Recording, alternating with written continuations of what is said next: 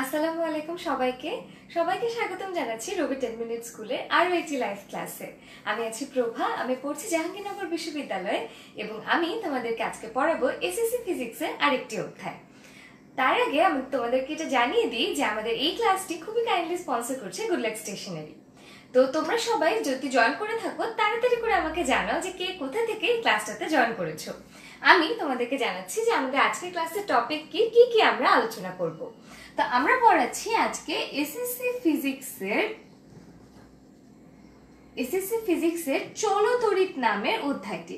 এর আগের ক্লাসে আমরা স্থির তড়িৎ নিয়ে পড়েছিলাম এবং তড়িৎ সম্পর্কে অর্থাৎ বিদ্যুৎ সম্পর্কে একদম বেসিক আলোচনাটা আমরা করেছিলাম। আজকের ক্লাসে আমরা সেই স্থির তড়িতের প্রবাহ বা তড়িতের প্রবাহ চলো তড়িৎ নিয়ে আমরা আজকে কথা বলবো। এর মধ্যে আমরা কি টপিক নিয়ে আলোচনা করব?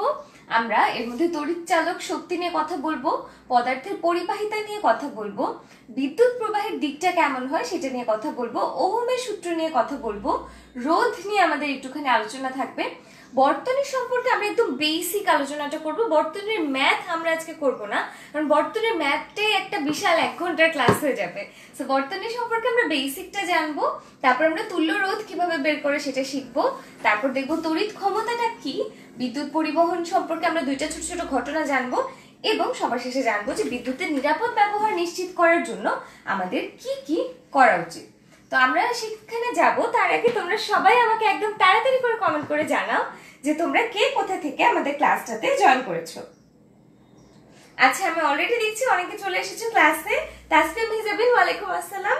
তারপর আছে মেহেদি খান বংশাল থেকে, নুসরাত জাহান বরিশাল থেকে আছো, রাহাত আছে কক্সবাজার থেকে, আকাশ বিশ্বাস আছো পাবনা থেকে, কুমিল্লা থেকে আছো ইত্তি, আচ্ছা অপূর্ব ঢাকা থেকে আছো, নীরব আছো টাঙ্গাইল থেকে। না হাবদান ভাই, আমি এইচআর এর টিচার কখনোই ছিলাম না। আচ্ছা, তারপর আছে রাকিব, সাবিনা ইয়াসমিন, হুজাইফা খান এবং আমি রাফিদুল হককে দেখতে পাচ্ছি, সে কুমিল্লা থেকে আছে। আচ্ছা, কুমিল্লা থেকে আছে, ও একটু আগে কুলিম্মা লিখেছিল। আচ্ছা ওকে।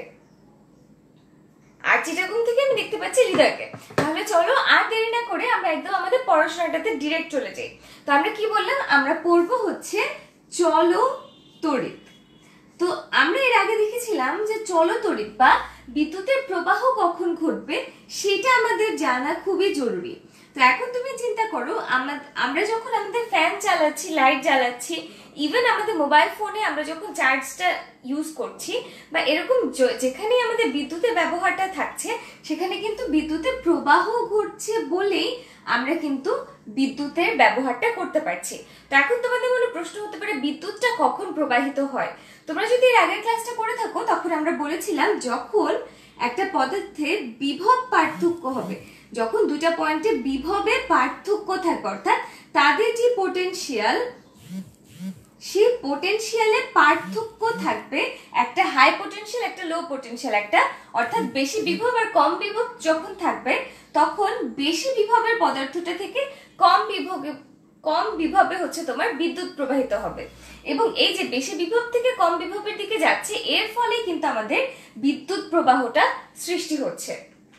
তো আর বিদ্যুৎ প্রবাহ বলতে আমরা কি বুঝি? আসলে আমরা বুঝি যে চার্জটা প্রবাহিত হচ্ছে, অর্থাৎ যখন দুইটা বিভব পার্থক্য থাকবে দুইটা পয়েন্টের মধ্যে, সেই দুইটা পয়েন্টের মধ্যে চার্জটা প্রবাহিত হবে, অর্থাৎ ইলেকট্রন প্রবাহিত হবে এবং এর ফলে কি ঘটবে? চার্জ প্রবাহিত হওয়ার ফলে বিভব পার্থক্যটা আগে বেশি কম ছিল, সেখান থেকে এটা সমান না হওয়া পর্যন্ত এই প্রবাহটা চলতে থাকবে। তো এখন কথা হচ্ছে, যদি ওটা সমান হয়ে যায় তখন প্রবাহ বন্ধ হয়ে যাবে না? একদম ঠিক। তো এখান থেকে আসে আমাদের তড়িৎ চালক শক্তি যে ধারণাটা, সেটা অর্থাৎ তড়িৎ চালক শক্তি বলতে আমরা কি বুঝি সেটা হচ্ছে, এখন তুমি চিন্তা করো, আমরা মাত্র বললাম যে বিভব পার্থক্য, যদি বিভবের পার্থক্যটা শেষ হয়ে গিয়ে সেটা যদি দুইটারই বিভব সমান হয়ে যায়, পোটেনশিয়ালটা সমান হয়ে যায়, তখন কি ঘটবে? প্রবাহ বন্ধ হয়ে যাবে। তো আমরা তো সেটা চাই না, কারণ প্রবাহ বন্ধ হয়ে গেলে তো আমাদের লাইট আর জ্বলবে না, অর্থাৎ এবং এটা এত দ্রুত ঘটে যে তুমি কিছুক্ষণের জন্য হয়তো এটাকে ইউজ করতে পারবে না। সো কি করতে হবে? এমন একটা ব্যবস্থা আমাদের দরকার যাতে করে এই যে আমরা বিভব পার্থক্যের কথা বলছি, এই বিভব পার্থক্যটা সবসময় সমান থাকে, অর্থাৎ বিভব পার্থক্য সবসময় যাতে সেখানে থাকে, সেটা যাতে কমতে না পারে। বিভব পার্থক্য কমলে তোমার ইলেকট্রনের প্রবাহ বন্ধ হয়ে যাবে, চার্জের প্রবাহ বন্ধ হয়ে যাবে, বিদ্যুৎ প্রবাহ বন্ধ হয়ে যাবে। তো আমরা যদি চাই যে বিভব পার্থক্যটা চলতে থাকুক, আমাদেরকে এক ধরনের শক্তি প্রয়োগ করতে হয়, যে শক্তিটা দিয়ে আমরা সবসময় দুটো পয়েন্টের বিভব আলাদা রাখি, এবং এই শক্তিটাকে বলা হয় তড়িৎ চালক শক্তি। সো আমরা যেটা করি, আমরা হচ্ছে বিভব পার্থক্যটাকে সবসময় পার্থক্য, অর্থাৎ এই কম বেশি যে ব্যবধানটা আছে সেই ব্যবধানটা রাখার জন্য আমরা একটা শক্তি প্রয়োগ করি, সেই শক্তিটাই হচ্ছে আমাদের তড়িৎ চালক শক্তি। তো এখন আমাদের জানতে হবে যে এই তড়িৎ চালক শক্তি আমরা অনেক জায়গা থেকে পাই। যেমন আমরা ধরো একটা ব্যাটারি সেল, আমরা যে ফোনে চার্জ দিই না, ফোনে আমরা কি চার্জ করি, ফোনের ব্যাটারিটা চার্জ করি। সো এই ব্যাটারি সেলটা, তারপর একটা জেনারেটর, এইগুলো হচ্ছে এরকম মেশিন বা এরকম ব্যবস্থা পদ্ধতি যেটা আমরা বলেছি, যেটা কিনা বিভব পার্থক্যকে কমতে দেয় না, বিভব পার্থক্যটাকে ঠিক পরিমাণে রেখে দেয়। তো এটা কি বলেছি আমরা, এগুলো হচ্ছে তড়িৎচালক শক্তি ব্যবহার। তো তড়িৎচালক শক্তি হচ্ছে, ধরো আমরা একটা কিউ চার্জকে অব্যাহতভাবে কম পোটেনশিয়াল থেকে বেশি পোটেনশিয়ালে নিয়ে যাচ্ছি, এবং সেখানে হচ্ছে আমরা এটার জন্য ডাব্লিউ কাজ করেছি, এবং সেটা হলে আমাদের যে তড়িৎচালক শক্তি electromotive force EMF is equal to W by Q. অর্থাৎ কিউ চার্জের জন্য আমাদের যে তড়িৎচালক শক্তিটা প্রয়োজন হয়, সেটা হচ্ছে সেটাকে একটা চার্জে রাখতে আমাদের যে পরিমাণ কাজ করতে হচ্ছে, সেটা হচ্ছে ডাব্লিউ বাই কিউ দিয়ে আমরা ইলেকট্রোমোটিভ ফোর্স বা ইএমএফ বের করতে পারছি। এখন দেখো, আমরা বলছি ইলেকট্রোমোটিভ ফোর্স কি, আমরা জানি ফোর্স হচ্ছে বল, আবার এদিকে বলছি তড়িৎচালক শক্তি। তো এই যে শক্তি আর বলের কথাগুলো আমরা বলছি, এটা কিন্তু আমি আগের চ্যাপ্টারগুলোতে যে শক্তি আর বলের প্রয়োগ দেখিয়েছি সেটার চেয়ে ভিন্ন, কিন্তু কোনো একটা কারণে এটাকে এই শব্দগুলো ব্যবহার করা হয়েছিল। তোমরা কনফিউজ হয়ে যেও না, এবং এটাকে এখনই আমরা আবার চেঞ্জ করতে পারবো না। তো আমরা এটাকে হচ্ছে পোটেনশিয়াল বা বিভব বলে যদি কাজ চালিয়ে যেতে পারি, তাহলে আমাদেরকে শক্তি আর বল নিয়ে কনফিউজড হওয়ার কোনো প্রয়োজন হবে না। এখন তোমরা নিশ্চয়ই একটা জিনিস এখানে বুঝতে পেরেছো যে যখন আমরা বিদ্যুৎ প্রবাহের কথা বলছি, তখন যে বিভবটা আছে, সেই বিভবের যে মান, এই মানটা আমাদের কাছে গুরুত্বপূর্ণ না। আমাদের কাছে কি গুরুত্বপূর্ণ, সেটা হচ্ছে দুইটা পয়েন্টের মধ্যে বিভবের পার্থক্য। অর্থাৎ বিভব পার্থক্য থাকলে ইলেকট্রিসিটি চলবে, বিভব পার্থক্য না থাকলে ইলেকট্রিসিটি চলবে না। তো এটা এইটুকু অংশটা, এই প্রথম আমাদের যে ধারণাটা, সেটা বুঝেছো কিনা সেটা একদম আমাকে তাড়াতাড়ি করে বলো। ওকে, আচ্ছা, আমি দেখছি অলরেডি অনেকে ক্লাসে জয়েন করেছো।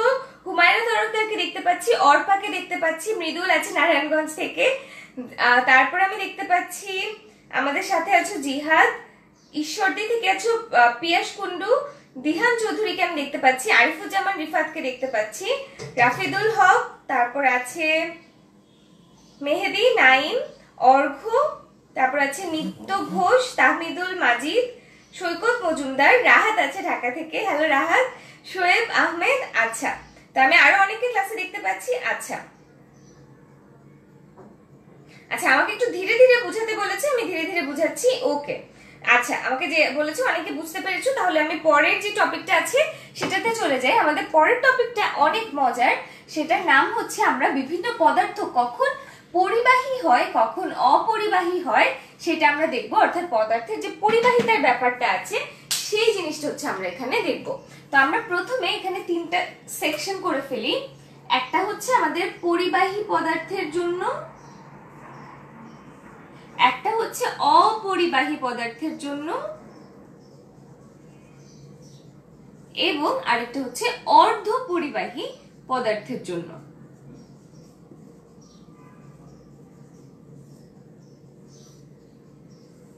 ঠিক আছে, তো চলো আমরা এখন দেখি যে অপরিবাহী, পরিবাহী আর অর্ধ পরিবাহীর মধ্যে পার্থক্যটা কি। তো আমরা এর আগে বলেছিলাম যে অনেকগুলো ধাতব পদার্থ আছে আমাদের, যেগুলো এই ধাতব পদার্থগুলোতে অনেক মুক্ত ইলেকট্রন থাকে।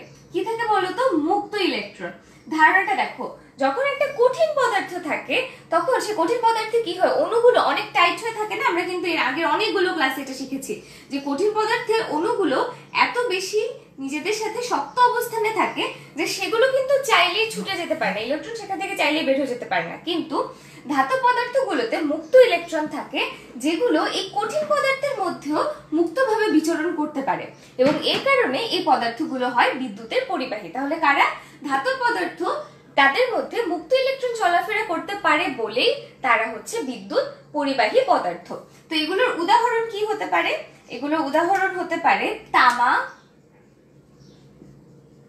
রূপা, অ্যালুমিনিয়াম এবং অন্যান্য অনেক ধাতব পদার্থ, যেগুলো হচ্ছে আমরা ইউজ করে থাকি। এবং তোমরা তামার তারের কথা নিশ্চয়ই শুনেছো, অর্থাৎ আমরা আমাদের বিদ্যুতের ব্যবহারে তামার তার কিন্তু অনেক বেশি ব্যবহার করা হয়। আচ্ছা, এবং তাহলে এখানে কি হয়? বেসিক্যালি ইলেকট্রন দিয়ে বিদ্যুতের প্রবাহটা ঘটে থাকে, তো এটা গেল আমাদের পরিবাহী পদার্থগুলো। কোন পদার্থ? ধাতব পদার্থগুলো মুক্ত ইলেকট্রন চলাফেরা করতে পারে বলে তাদের মধ্য দিয়ে তারা হচ্ছে পরিবাহী পদার্থ, অর্থাৎ বিদ্যুৎ তারা ভালোভাবে পরিবহন করতে পারে। এখন যেসব অধাতব পদার্থ আছে বা অধাতু আছে, তাদের মধ্যে মুক্ত ইলেকট্রন থাকে না, তাদের মধ্যে মুক্ত ইলেকট্রন নেই, এই কারণে তারা হচ্ছে অপরিবাহী পদার্থ, অর্থাৎ তারা পরিবহন করতে পারে না, এবং তাদের আরেকটা নাম হচ্ছে অন্তরক পদার্থ। অপরিবাহী বা অন্তরক পদার্থ হচ্ছে এটার নাম, অন্তরক বা অপরিবাহী। এটা একটু ভালো করে মনে রেখো। আচ্ছা, তো এটার উদাহরণ কি হতে পারে? কাঁচ, কাঠ, প্লাস্টিক, এরকম জিনিসগুলো হচ্ছে অপরিবাহী পদার্থ। আচ্ছা, আশা করি তোমরা অপরিবাহী পদার্থ বুঝেছো। এখন কিছু পদার্থ আছে যাদের মধ্য দিয়ে, যারা পরিবাহী আর অপরিবাহীর মাঝামাঝিতে অবস্থান করে, অর্থাৎ তারা পুরোপুরি পরিবাহী পদার্থও না, কিন্তু তারা পুরোপুরি অপরিবাহীও না। তাদের মধ্যে কিছু ধর্ম আছে যেটা কিনা পরিবাহী পদার্থের মতো। কিন্তু তাহলে আমরা এখানে লিখতে পারি যে এটা হচ্ছে এই যে আগের যে দুটো আছে সেটার মাঝামাঝি অবস্থান করে, মাঝামাঝিতে অবস্থান করে।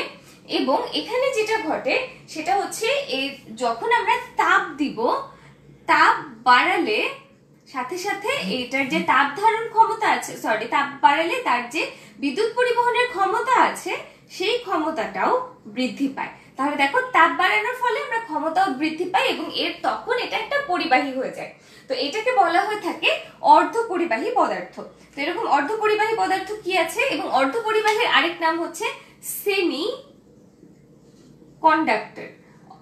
আরেক নাম হচ্ছে, ইংরেজি নামটা হচ্ছে সেমি কন্ডাক্টর, এবং এটা উদাহরণ হচ্ছে সিলিকন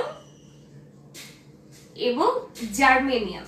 এবং তোমরা কি জানো যে আমরা এইসব অর্ধপরিবাহী যে পদার্থগুলো আছে সেগুলো কিন্তু অনেক বেশি ইউজ করা হয়। তাহলে এই অংশটা তোমরা একটা স্ক্রিনশট তুলে রাখতে পারো। এটা কিন্তু এইটুকু দেখলেই হচ্ছে পরিবাহী, অর্ধপরিবাহী আর অপরিবাহী, এটা নিয়ে তোমাদের আর কোনো কনফিউশন থাকবে না। এটাও বুঝেছো কিনা আমাকে একটু কমেন্ট করে জানো, আমি তোমাদের কমেন্টগুলো একটু চেক করছি যে পরিবাহী, অপরিবাহী আর অর্ধপরিবাহীর মধ্যে যে ব্যাপারগুলো আছে বা পদার্থের বিদ্যুৎ পরিবাহিতার যে ধারণাটা আছে সেটা তোমাদের একদম পরিষ্কার হয়েছে কিনা। ওকে, আমি একটু তোমাদের কমেন্টগুলো চেক করে ফেলি।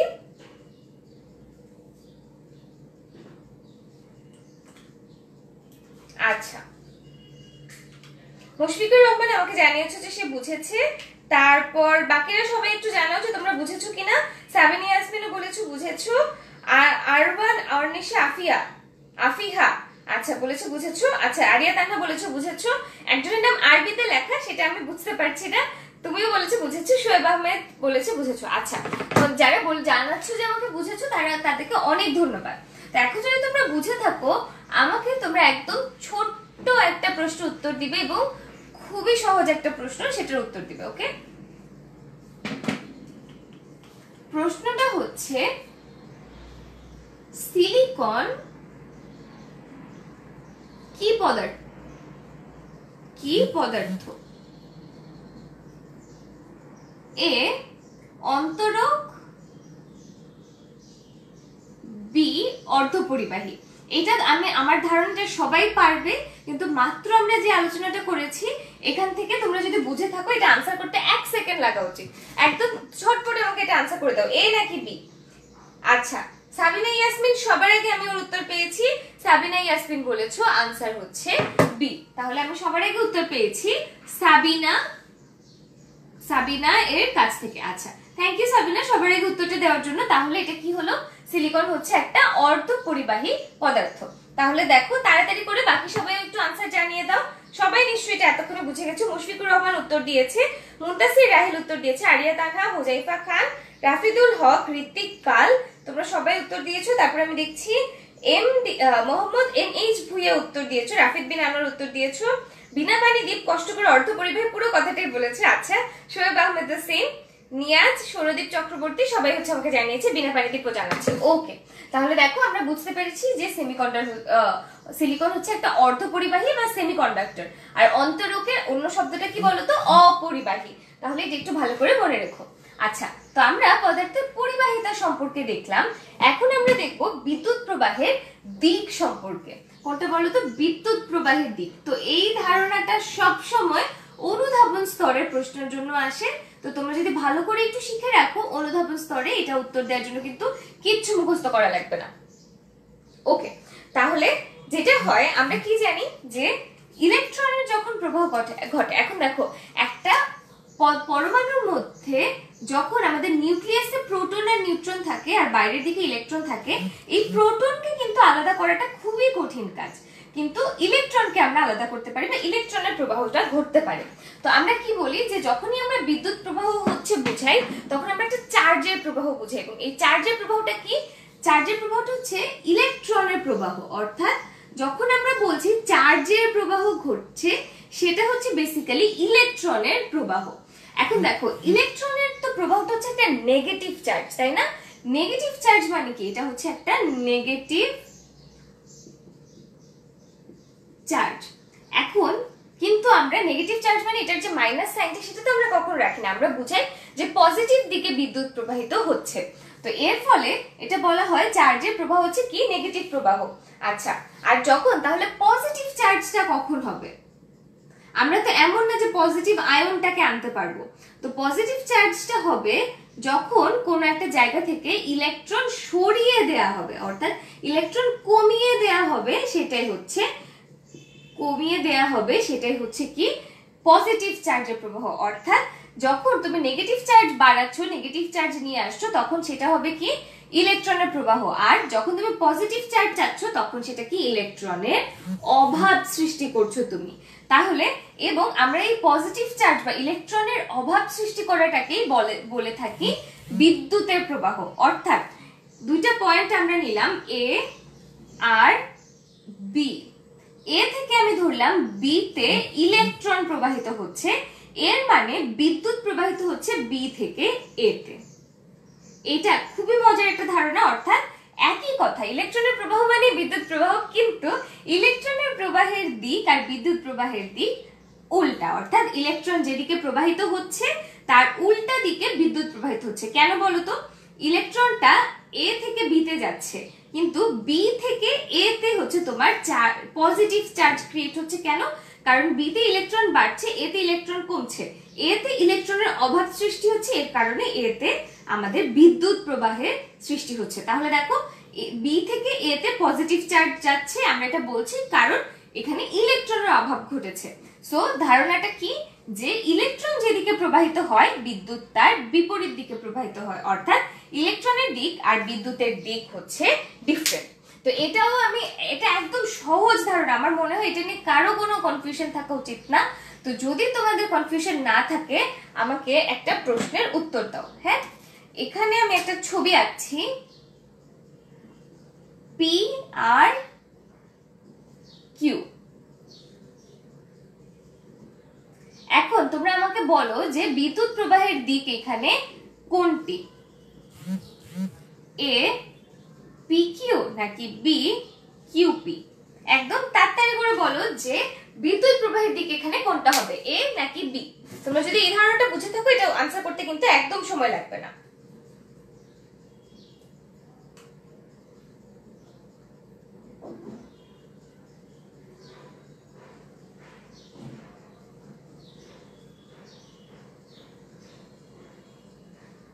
আচ্ছা সামিয়া নিশা, তুমি কোন অংশটা ভালোভাবে বুঝতে চাইছো আমাকে একটু বলো, তাহলে কিন্তু আমি সেটা লিখে ফেলবো। ওকে, সেটা আবার বুঝিয়ে দেবো, কোনো অসুবিধা নেই। আচ্ছা সাবিনা ইয়াসমিন আমাদেরকে 1 কুলম্বের যে সূত্র সেটা বলেছে, ওকে। তারপর কাদিজাকে বলছে আমি কোন ইয়ারে, আমি এখন অনার্স 4th ইয়ারে পড়ছি। আচ্ছা, তারপর সাউন্ডকম এটা বলেছে। আচ্ছা, রাফেদ বিন আরব বলেছে ইলেকট্রন আর বিদ্যুতের মধ্যে কি জমে জমা নিয়ে শত্রুতা আছে? না, ইলেকট্রন আর বিদ্যুতের মধ্যে জমে জমা নিয়ে শত্রুতা নাই। এইটা আমি উত্তর পাওয়া শুরু করেছি। সবার প্রথমে উত্তর দিয়েছো মুশফিকুর রহমান, তাহলে মুশফিকুর রহমান আমাদেরকে সবার প্রথমে উত্তর দিয়েছে। তাহলে সবার আগে আমরা কার থেকে উত্তর পেয়েছি? মুশফিকুর, বানানটা আমি একবার দেখে নিই। মুশফিকুর রহমানের কাছ থেকে আমরা সবার প্রথমে উত্তরটা পেয়েছি যে এটা হচ্ছে কিউ থেকে পি তে হচ্ছে আমাদের বিদ্যুৎ প্রবাহিত হবে, কারণ আমাদের পি থেকে কিউতে ইলেকট্রনের প্রবাহটা ঘটেছে। তাহলে বাকি কারা কারা উত্তর দিয়েছে আমি দেখি। একজন আমি দেখেছি এ উত্তর দিয়েছিল, সেটা হয় নাই। এ উত্তর দিয়েছে এম এস বন্নি, এ উত্তরটা হয় নাই। সাবিনা ইয়াসমিন বলেছো বি, আব্দুল্লাহ সাইম বলেছো এ, সৈয়দ তাইসুর রহমান ফায়াজ বলেছো কিউ থেকে পি। আচ্ছা, তারপর তাসলিয়া মেহজাবি ঠিক উত্তর দিয়েছো, তুষি তরি ঠিক উত্তর দিয়েছো, রাফিদুল হক বলেছো কিউ টু, হ্যাঁ তাহলে রাফিদুল হক ঠিক উত্তর দিয়েছো, ভুইয়া ঠিক উত্তর দিয়েছো। আচ্ছা, লেখা অস্পষ্ট, আমি আরেকটু স্পষ্ট করে বড় করে লেখার চেষ্টা করছি। আচ্ছা, আরে সাইফুল ইসলাম বাবু বলেছে যে আমার কাছে দেরিতে লাইভ আসছে কিন্তু কমেন্ট আগে আগে আসছে, কি করব? আমি খুবই দুঃখিত, তোমার যে নেটওয়ার্কের কারণে এটা হতেই পারে। আচ্ছা ঠিক আছে, তো যারা উত্তর দিয়েছো তারা সবাই এতক্ষণ নিশ্চয়ই বুঝে গেছো যে কিউপি বা বি হচ্ছে আমাদের সঠিক উত্তর, যে বিদ্যুৎ প্রবাহের দিক হচ্ছে ইলেকট্রন প্রবাহের দিকের একদম অপোজিটে। তাহলে আমরা কিন্তু খুব সহজে দেখো এই ধারণাটাও শিখে গেলাম। আমরা আজকের ক্লাসে এরকম একদম বেসিক ধারণাগুলো শিখবো। আমি চেষ্টা করবো কিছু কিছু ম্যাথ করানোর, কিন্তু বর্তনীর ম্যাথগুলি আমরা আজকে করতে পারবো না, আমাদের টাইমে কুলাবে না। আমরা যেটা করবো যে পরে যদি সময় পাই আমরা একটা বর্তনী নিয়ে ক্লাস নিয়ে ফেলবো, মানে বর্তনী নিয়ে আলাদা ক্লাস নেওয়ার মতন কন্টেন্ট আছে। সো অথবা যেটা করা যায় সেটা হচ্ছে আমাদের অ্যাপে কিন্তু অলরেডি বর্তনী নিয়ে অনেকগুলো ক্লাস আছে, ম্যাথ প্রবলেমস আছে। তোমরা এই ক্লাসটা করার পর ডিরেক্ট ওখানে গিয়ে হচ্ছে এটা প্র্যাকটিস করতে পারো। ওকে, তো আমরা কি বললাম যে বিদ্যুৎ প্রবাহের দিকটা কি। এখন আমরা বিদ্যুৎ প্রবাহের হারটা দেখব, অর্থাৎ বিদ্যুৎ প্রবাহের যে পরিমাণটা আছে সেইটা আমরা এখন দেখব। তাহলে আমরা কি দেখব? বিদ্যুৎ প্রবাহের হার। ঠিক আছে, তো আমরা বিদ্যুৎ প্রবাহের দিকটা বুঝলাম। এখন কতটুকু বিদ্যুৎ কতটুকু সময়ে প্রবাহিত হচ্ছে সেটাই হচ্ছে বিদ্যুৎ প্রবাহের হার, অর্থাৎ সময়ের সাথে চার্জ প্রবাহের হারকে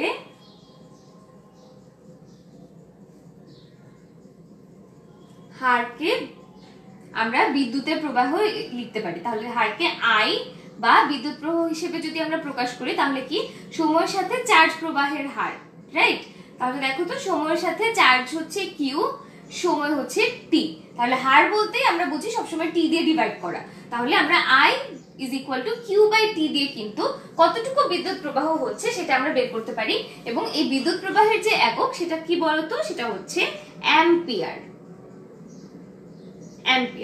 এবং তোমাদের যদি কুলম্বের সূত্র মনে থাকে, যে আমরা কি বলেছিলাম যে 1 অ্যাম্পিয়ার চার্জ 1 সেকেন্ডে প্রবাহিত, 1 অ্যাম্পিয়ার বিদ্যুৎ 1 সেকেন্ডে প্রবাহিত হলে যতটুকু চার্জ সেখানে প্রবাহিত হয় সেটা ছিল 1 কুলম্ব। সো সেম ওয়েতে এখানে আমরা 1 অ্যাম্পিয়ার বলতে কি বুঝি, যে 1 কুলম্ব চার্জ যদি 1 সেকেন্ডে প্রবাহিত হয় তাহলে সেখান দিয়ে আমরা বলতে পারবো যে 1 অ্যাম্পিয়ার বিদ্যুৎ প্রবাহিত হয়েছে। তাহলে আমি আশা করি তোমরা বিদ্যুৎ প্রবাহের যে হারটা আছে সেটা কিন্তু বুঝে গেছো, বা চার্জ প্রবাহের যে হারটা আছে সেটা কিন্তু বুঝে গেছো। আচ্ছা, তো এখন হচ্ছে আমরা পরবর্তী যে সূত্রটা নিয়ে কথা বলবো সেটা হচ্ছে ওহমের সূত্র বা ওহমের সূত্র। তো আচ্ছা, তাহলে চলো আমরা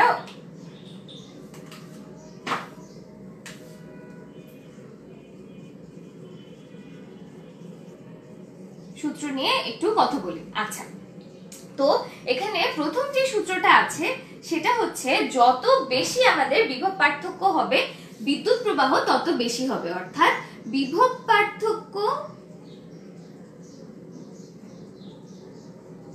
যত বেশি বিদ্যুৎ প্রবাহ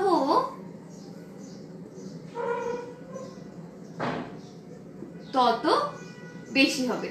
তো এটাকে আমরা কিভাবে লিখতে পারি? আমরা জানি যে বিদ্যুৎ প্রবাহ হচ্ছে আই আর বিভব পার্থক্য হচ্ছে ভি।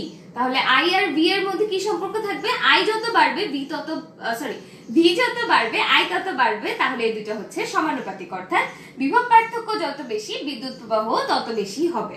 আর 2 নম্বর যে সূত্রটা আছে সেটা হচ্ছে বিভব পার্থক্য যদি নেগেটিভ হয়ে যায়, অর্থাৎ বিভব পার্থক্য যদি তুমি নেগেটিভ করে দাও, পার্থক্য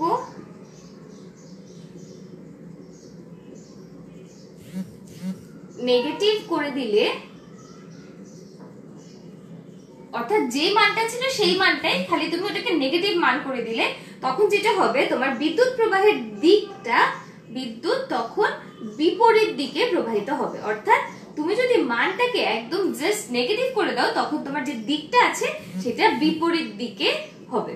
তাহলে এটা নিশ্চয়ই বুঝতে পেরেছো যে যদি তুমি 6 ভোল্ট বিদ্যুৎ পার্থক্য রাখো, তখন যে দিক দিয়ে প্রবাহিত হতো, তুমি যদি -6 ভোল্ট বিদ্যুৎ পার্থক্য দাও, তখন ওই একই পরিমাণ বিদ্যুৎ জাস্ট ডিফারেন্ট, যদি প্রথমে যদি 6 ভোল্ট দিয়ে তুমি এদিকে বিদ্যুৎ প্রবাহ ঘটতো, তখন তুমি যখন -6 ভোল্ট দিলে তখন সেটা ঘুরে এদিকে হয়ে যাবে। অর্থাৎ বিদ্যুৎ প্রবাহের যে দিকটা আছে সেই দিকটা হচ্ছে তোমার চেঞ্জ হয়ে যাবে। তো এটা হচ্ছে আমাদের ওহমের যে দুটো সূত্র আছে সেটা, এবং এই ওহমের সূত্র থেকেই কিন্তু আমরা পরে রোধটা বের করে থাকি।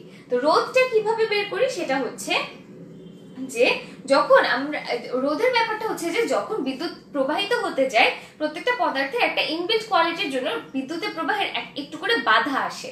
তো এই যে বাধাটা আসে, বাধাকেই আমরা বলে থাকি রোধ।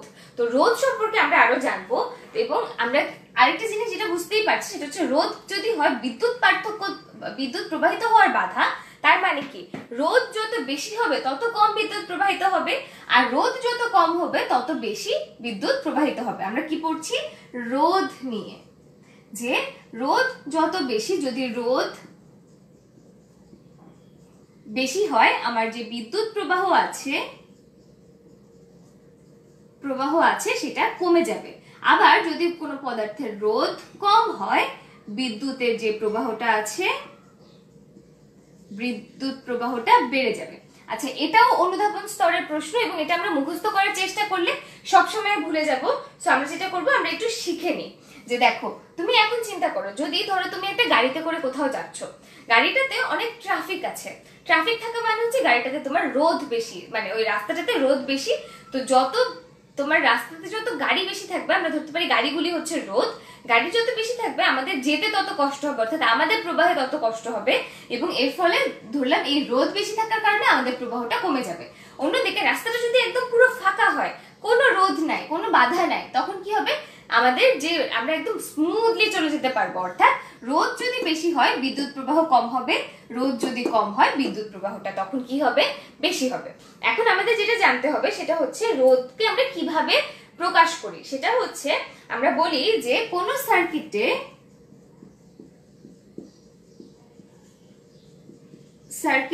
1 ভোল্ট বিভব পার্থক্যের জন্য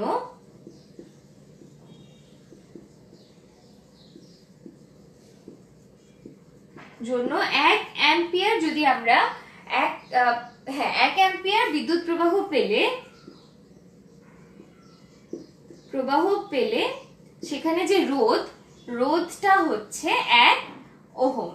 এটা হচ্ছে ওহমের সাইন, এবং রোধের যে একক সেটাকে আমরা ওহম বলে থাকি। যে ওহমের সূত্র থেকে আমরা রোধের ধারণাটা নিই, এই জন্য আমরা বলে থাকি কি এটা হচ্ছে ওহম। এখন রোধের কয়েকটা সূত্র আছে, সেই সূত্রগুলো আমরা একটু দেখবো। তো এখন তোমরা একটা জিনিস চিন্তা করো, যে যত লম্বা একটা রাস্তা হবে বা যত লম্বা একটা জিনিসের দৈর্ঘ্য যত বেশি হবে, সেটার যে রোধটা আছে সে রোধটাও তত বাড়তে থাকবে। অর্থাৎ রোধ হচ্ছে দৈর্ঘ্যের সমানুপাতিক। এখানে L ইজ ইকুয়াল টু কি? দৈর্ঘ্য। অর্থাৎ দৈর্ঘ্য যত বেশি হবে একটা জিনিসের, তার রোধও তত বেশি হবে। এটা হচ্ছে রোধ নিয়ে আমাদের প্রথম সূত্র। রোধ নিয়ে আমাদের যে দ্বিতীয় সূত্রটা আছে সেটা একটু চিন্তা করো। যখন তুমি একটা সরু রাস্তা দিয়ে যাওয়ার চেষ্টা করো তখন অনেক কষ্ট হয় না? বা একটা সরু রাস্তা দিয়ে একটা রিক্সা সাইকেল একসাথে চলতে গেলে অনেক কষ্ট হয় না? রাস্তাটা যদি চওড়া হতো তখন কিন্তু চলতে আর কোনো কষ্ট হতো না। অর্থাৎ যদি তোমার প্রস্থচ্ছেদ, যেটা আমরা বলে থাকি, এ দিয়ে আমরা প্রস্থচ্ছেদকে বোঝাই। তো যখন তুমি চিন্তা করো বিদ্যুৎ প্রবাহিত হচ্ছে, সে যদি একটা সরু কিছু দিয়ে বিদ্যুৎ প্রবাহিত হওয়ার চেষ্টা করে, তখন কিন্তু তার যতটুকু সুবিধা হবে তার চেয়ে বেশি যদি একটা চওড়া প্রস্থচ্ছেদ দিয়ে সে বিদ্যুৎ প্রবাহিত করতে পারে তাহলে কিন্তু আরো বিদ্যুৎ সহজে প্রবাহিত হবে। তো এখন তুমি একটা জিনিস চিন্তা করো, বিদ্যুৎ সহজে প্রবাহিত হওয়া মানে কি? রোধ কম হওয়া। আর বিদ্যুৎ সহজে প্রবাহিত হতে না পারা মানে হচ্ছে রোধ বেশি হওয়া। অর্থাৎ প্রস্থচ্ছেদ যদি ছোট হয় রোধ বেশি হবে, প্রস্থচ্ছেদ যদি বড় হয় তাহলে প্রস্থচ্ছেদ যদি ছোট, তাহলে প্রস্থচ্ছেদ যদি চওড়া হয় বা বড় হয় তাহলে রোধটা হচ্ছে আমাদের কমে যাবে। তার মানে রোধটা হচ্ছে প্রস্থচ্ছেদের ব্যস্তানুপাতিক। কি বুঝলাম? যে যদি প্রস্থচ্ছেদ এ বাড়ে তাহলে রোধ কমবে, আর প্রস্থচ্ছেদ এ যদি কমে তাহলে রোধটা বাড়বে। তো এই যে দুটো ধারণা, এটা একটু আমাকে জানাও যে এটা তোমরা বুঝেছো কিনা। আমরা হচ্ছে পরের যে অংশটা আছে সেটাতে যাবো। হ্যালো মালিহা, থ্যাংক ইউ ক্লাসটাতে জয়েন করার জন্য। আচ্ছা,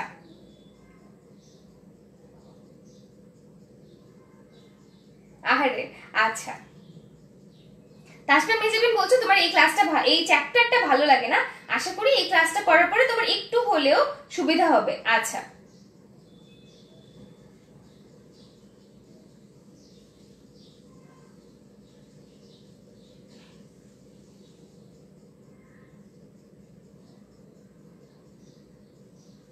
ওকে, তাহলে চলো আমরা এখন পরে দেখছি। আমি দেখছি যে আর কারো এখানে কোনো কনফিউশন নাই, তাহলে আমরা পরের অংশটাতে যেতে পারবো। ওকে, তো আমরা যেটা করছিলাম সেটা হচ্ছে আমরা এখানে দুটো সূত্র লিখেছি। এই দুটো সূত্রকে আমরা একসাথে লিখতে কি লিখতে পারি বলতো? আর সমানুপাতিক এল বাই এ। এখন এটাকে যদি আমরা ফর্মুলা করতে যাই তখন আমাদেরকে একটা ধ্রুবক আনা লাগে। এখানে আমরা ধ্রুবক রো আনি, রো এল বাই এ, এবং শুধু যদি আমরা রো এর মান বের করতে যাই তখন সেটা কিভাবে বের হবে? যে দেখো আমরা শুধু রো এর মান রাখতে চাচ্ছি, তার মানে সবকিছু হচ্ছে এদিকে চলে যাবে। আর ইনটু এ বাই এল হবে আমাদের যে রোটা আছে, রো এর মান। এখন প্রশ্ন হচ্ছে রোটা কি? চলো আমরা একটু দেখি যে রোটাকে আমরা কি দিয়ে প্রকাশ করে থাকি। সেটা হচ্ছে পরিবাহকত্ব। রোকে আমরা বলে থাকি একটা জিনিসের পরিবাহকত্ব, অর্থাৎ কোন পদার্থ কত বেশি পরিবাহী, অর্থাৎ পরিবাহী যে ধর্মটা আছে সেটা কত বেশি, সেটা আমরা রো দিয়ে প্রকাশ করে থাকি। তাহলে এটা কি? পরিবাহী হচ্ছে আমাদের। এবং এই যে পরিবাহকত্বটা আছে সেটাকে আমরা প্রকাশ করি সিগমা দিয়ে। কিভাবে প্রকাশ করি বলতো? সিগমা দিয়ে। তো সিগমা দিয়ে কিভাবে? Sigma is equal to 1 by rho. তাহলে দেখো আমরা হচ্ছে, সরি আমি ভুল বলছি, এটা হচ্ছে পরিবাহকত্ব না, এটা হচ্ছে আপেক্ষিক রোধ। আপেক্ষিক রোধ, রোটা হচ্ছে একটা পদার্থের আপেক্ষিক রোধ। আর আপেক্ষিক রোধের যেটা উল্টা, অর্থাৎ একটা পদার্থের যে পরিবাহী ধর্মটা আছে সেটাকে আমরা বলে থাকি পরিবাহকত্ব। তোমরা আরেকবার একটু মনোযোগ দিয়ে দেখো, আমি আবার রিপিট করছি কারণ একটুখানি কনফিউশন হয়েছিল। আমরা দেখেছি আর সমানুপাতিক এল বাই এ, তারপর সেটাকে আমরা ফর্মুলাতে লেখার জন্য R is equal to rho L by A লিখেছি। তারপর আমরা রোটাকে বের করতে চাই, শুধু রোটাকে বের করার জন্য আমরা কি করেছি? ফর্মুলাটাকে একটু ঘুরিয়ে লিখেছি এবং আমরা কোয়েশ্চেন করেছি যে রোটা কি। তখন আমরা বললাম যে রো হচ্ছে এক একটা পদার্থের আপেক্ষিক রোধ, এবং সেটা আমরা কিভাবে বের করতে পারি? পদার্থের আপেক্ষিক রোধ এই ফর্মুলাটা ইউজ করে তার প্রস্থচ্ছেদ দিয়ে, ওই পদার্থের রোধটা দিয়ে, আর হচ্ছে আমরা যে দৈর্ঘ্যটা আছে দৈর্ঘ্যটা দিয়ে আপেক্ষিক রোধ বের করতে পারি। তারপরে আমরা আরেকটা নতুন ধারণা নিয়ে এসেছি, সেটা কি? পরিবাহকত্ব। তো পরিবাহকত্বটা কি? এটা হচ্ছে কোনো পদার্থের যখন কোনো পদার্থ যখন পরিবাহী হবে, সেটা যে ধর্মটা, সেটাকে আমরা কতটুকু সে পরিবাহী, এটাকে বলছি কি? পরিবাহকত্ব ধর্ম। আচ্ছা, তো চলো আমরা দেখেছি যে আমরা যদি যে একটা পদার্থের যে আপেক্ষিক রোধটা আছে সেই আপেক্ষিক রোধটাকে 1 দিয়ে ডিভাইড করি, সেখান থেকে আমরা হচ্ছে পরিবাহকত্বটা পেয়ে যাব। আচ্ছা, আর এখানে যে আমরা আপেক্ষিক রোধ বলছিলাম, আপেক্ষিক রোধের যে একক সেটা হচ্ছে ওহম মিটার। আর আমরা যে পরিবাহকত্ব বলছি, দেখো এখানে 1 কে রো দিয়ে ডিভাইড করা হয়েছে, এই কারণে এটার যে রোধ সেটা হচ্ছে ওহম মিটার প্লাস ইনভার্স 1, এটা মানে হচ্ছে পার 1। ওকে, তো আমাকে একটু জানাও যে এই অংশটা তোমরা বুঝেছো কিনা। না বুঝলে আমি আরেকবার বুঝিয়ে দিচ্ছি, কারণ এটাই একটুখানি জটিল ছিল আজকে ক্লাস শুরু করার পরে। তো আমাকে আরেকবার জানাও যে তোমরা এই অংশটুকু বুঝেছো কিনা। আচ্ছা,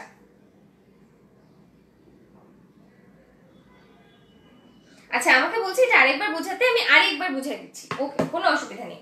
তো আমরা দেখেছিলাম যে একটা পদার্থের দৈর্ঘ্য যত বেশি তার রোধ তত বেশি, আবার একটা পদার্থের প্রস্থচ্ছেদ যত কম তার রোধ তত বেশি, আবার প্রস্থচ্ছেদ বাড়লে রোধ কমবে। এতটুকু অংশ আমরা সবাই ক্লিয়ার করেছি। তো এই দুটাকে যদি আমরা একসাথে লিখি, এটাকে আমরা আর সমানুপাতিক L/A বলতে পারি, এবং এটাকে আমরা ফর্মুলা হিসেবে লেখার জন্য এখানে রো নিয়ে আসি। এটা একটা ধ্রুবক। তো এই যে একটা ধ্রুবক আমরা পেলাম, এই ধ্রুবকটার মান আমরা বের করার জন্য কি করি, সেখানে আমরা ধ্রুবকটাকে এই পাশে রেখে ফর্মুলাটা দাঁড়ায় R = A/L। ঠিক আছে, তাহলে R = A/L। এখন তোমরা একটা জিনিস দেখো, আমরা বলছি রোটা কি, রোটা হচ্ছে এক একটা পদার্থের আপেক্ষিক রোধ। আপেক্ষিক রোধ, যেটা কিনা আমরা ওহম মিটার দিয়ে প্রকাশ করে থাকি। তাহলে আমরা কি নিয়ে কথা বললাম, একটা পদার্থের আপেক্ষিক রোধ নিয়ে আমরা কথা বললাম। এখন এই আপেক্ষিক রোধের সাথে সাথে আমাদের আরেকটা ধারণা আসে, সেটা হচ্ছে একটা পদার্থের পরিবাহকত্ব, অর্থাৎ একটা পদার্থ কতটুকু পরিবাহী সেটা আমরা হচ্ছে জানবো, পরিবাহকত্ব। এবং পরিবাহকত্বটাকে আমরা কি দিয়ে প্রকাশ করি, আমরা দেখি যে পরিবাহকত্বটা হচ্ছে সিগমা, যেটা কিনা আপেক্ষিক রোধের মান কিন্তু এক একটা পদার্থের জন্য এক একটা হয়, এবং আমাদের বইতে একটা চার্টে দেওয়া আছে যে কোনটা আপেক্ষিক রোধ কত। আচ্ছা, তো আমরা সিগমা = 1/ρ, অর্থাৎ এই 1 রোটাকে 1 দিয়ে ডিভাইড করলে আমরা 1 কে রো দিয়ে ডিভাইড করলে হচ্ছে সিগমা পেয়ে যাব, এবং সেটার যে ফর্মুলা একক সেটা হচ্ছে ওহম মিটার পার 1। তাহলে আমি আশা করি যে তোমরা এখন এটা বুঝতে পেরেছো। তো এখানে আমরা আরেকটা জিনিস এখানে আছে, এই যে আপেক্ষিক রোধটা, এটা নির্দিষ্ট তাপমাত্রায় বের করা হয়, অর্থাৎ আপেক্ষিক রোধ আমাদেরকে একটা নির্দিষ্ট তাপমাত্রার জন্য বের করতে হবে। যখন আমরা তাপমাত্রা বাড়াবো, নির্দিষ্ট তাপমাত্রা, যখন আমরা তাপমাত্রা বাড়াবো তখন কিন্তু আমাদের যে রোধ, আপেক্ষিক রোধটা আছে সেটাও বেড়ে যাবে, অর্থাৎ তাপমাত্রার সাথে সাথে আমাদের আপেক্ষিক রোধটাও কিন্তু বেড়ে যাবে। আচ্ছা, তো আমরা হচ্ছে এইটুকু পড়লাম। আমি আবার যেহেতু আলোচনা করেছি, আমি আশা করি তোমাদের সবার এটা নিয়ে কনফিউশনটা দূর হয়েছে। তোমরা এটা বুঝেছো কিনা আমাকে এখন একটু জানাও, আমি একটু কমেন্টটা চেক করছি। আচ্ছা, ওকে, এখন ওরা বলেছে যে বুঝেছি। আচ্ছা, ঠিক আছে। আচ্ছা, তো এখন চলো আমরা পরের, আচ্ছা মুশফিকুর রহমান বলছে সে ফার্স্টে বুঝেছিল, দুইবার বুঝলে কোনো অসুবিধা নেই। আচ্ছা, তো এখন আমরা দেখবো যে দুইটা রোধ হতে পারে। একটা হচ্ছে, এই প্রশ্নটা এইমাত্রই একজন করেছো, আমি আরেকবার দেখি। মোসা বলেছো রিলেটিভ রেজিস্ট্যান্স আর নরমাল রেজিস্ট্যান্সের মধ্যে পার্থক্য কি। তো আমরা রিলেটিভ রেজিস্ট্যান্স আর নরমাল, রিলেটিভ রেজিস্ট্যান্স হচ্ছে আপেক্ষিক রোধ, এটা হচ্ছে এক একটা পদার্থের জন্য আমরা আপেক্ষিক রোধ বের করি। আর যেটা আমরা নরমালি রোধের ধারণা পড়ছি সেটা হচ্ছে আমরা পদার্থ বেস করে পড়ছি না, একটা বর্তনীর জন্য একটা রোধ হতে পারে, আমরা একটা আলাদা রোধ ব্যবহার করতে পারি। কিন্তু আপেক্ষিক রোধ হচ্ছে এক একটা পদার্থের জন্য এক একটা ধ্রুবক রোধ আমরা একটা তাপমাত্রায় পাই, সেটা হচ্ছে আপেক্ষিক রোধ। তো মুসা, আশা করি তোমার কোয়েশ্চেনটা আনসার তুমি পেয়েছো। এখন আমরা দুই ধরনের রোধ দেখবো, একটা হচ্ছে স্থির মানের রোধ, যেটার মানের কোনো পরিবর্তন হয় না, এবং এই রোধটা অনেক সময় দেখা যায় যে আমরা আমাদের বর্তনীতে ব্যবহার করার জন্য স্থির মানের রোধও কিন্তু আমরা ইউজ করি বর্তনী বা সার্কিটে ব্যবহার করার জন্য। আরেকটা রোধ আছে, সেটা হচ্ছে পরিবর্তনশীল বা পরিবর্তী রোধ। হ্যাঁ, পরিবর্তী রোধ। তো পরিবর্তী রোধটা কি, এটা হচ্ছে তোমার এই রোধটাতে চেঞ্জ করা যায়, তুমি একটা নির্দিষ্ট সীমার মধ্যে এই রোধটাকে চেঞ্জ করতে পারবে, নির্দিষ্ট সীমার মধ্যে। তো এখানে যে আমরা স্থির মানের রোধ বলছি, এটা তুমি যে মানটা প্রথমে দিবে সেই মানটাই থাকবে। পরিবর্তী রোধ যদি তুমি ইউজ করো, সেটা একটা নির্দিষ্ট সীমার মধ্যে তার রোধটা চেঞ্জ হবে এবং সেটা করা যাবে। আচ্ছা, এবং এই পরিবর্তী রোধকে বলা হয়ে থাকে রিওস্ট্যাট বা পরিবর্তী রোধ, রিওস্ট্যাট। এবং আমরা দেখো একটু আগেই কিন্তু বলেছিলাম যে রোধ যখন একটা পদার্থের অনেক বেশি থাকবে তখন কি হবে, রোধ বেশি থাকলে আমাদের পদার্থটাতে বিদ্যুৎ কম পরিবহন করবে। তো এখন আমাদের এখন মনে এক প্রশ্ন এসেছে না, যে সেমিকন্ডাক্টর বা অর্ধ পরিবাহী কেন বিদ্যুৎ প্রবাহ করে, যখন করে তখন কেন করে। তো অর্ধ পরিবাহীর ক্ষেত্রে যেটা ঘটে, যখন তুমি তাপমাত্রা বাড়িয়ে দাও বা বেশি তাপমাত্রায় নাও, তখন অর্ধ পরিবাহীতে মুক্ত ইলেকট্রন, কিছু ইলেকট্রন মুক্ত হয় এবং সেটা মুক্তভাবে চলাফেরা করতে পারে। এবং তারপর কি হয়, এই যে ইলেকট্রন মুক্ত হয়ে চলাফেরা করার কারণে অর্ধপরিবাহী যে রোধটা আছে সেই রোধটা কমে যায়, অর্থাৎ বেশি তাপমাত্রায় অর্ধপরিবাহী রোধটা কমে যায়, এবং তখন কি ঘটে, এর ফলে আমাদের বিদ্যুৎটা বেশি প্রবাহিত হয়, বিদ্যুৎ প্রবাহ বাড়ে। এবং এটা খালি সেমিকন্ডাক্টরের ক্ষেত্রে। এর আগে কি বলেছিলাম যে তাপমাত্রা বাড়লে আপেক্ষিক রোধ বাড়ে, বিদ্যুৎ প্রবাহের ক্ষমতা কমে যায়, কিন্তু সেমিকন্ডাক্টরের ক্ষেত্রে উল্টাটা হয়, কারণ তাপমাত্রা বাড়ার সাথে সাথে মুক্ত ইলেকট্রন মুক্ত হয়ে এখানে চলাফেরা শুরু করে এবং রোধ কমে যায়, এর ফলে বিদ্যুতের প্রবাহটা ঘটে। তো যাদের মনে প্রশ্ন এসেছিল যে অর্ধপরিবাহী কেন তাপমাত্রা বাড়ালে কাজ করে, আশা করি তোমরা এখন এটা বুঝতে পেরেছো। তো আমরা কথা বললাম রোধ নিয়ে। তো এখন আমরা বর্তনী বা সার্কিটের যে বর্তনী বা সার্কিটের যে ধারণাগুলো আছে সেগুলো আমরা একদম বেসিক শুরু করব। এটা নিয়ে আমরা আগেই বলেছি ম্যাথটা আজকে করবো না, ম্যাথটা হয়তো অন্য কোনো ক্লাসে করবো, বা তোমরা আমাদের প্র্যাকটিস যেসব ভিডিও আছে সেখান থেকে কিন্তু ম্যাথ করতে পারবে।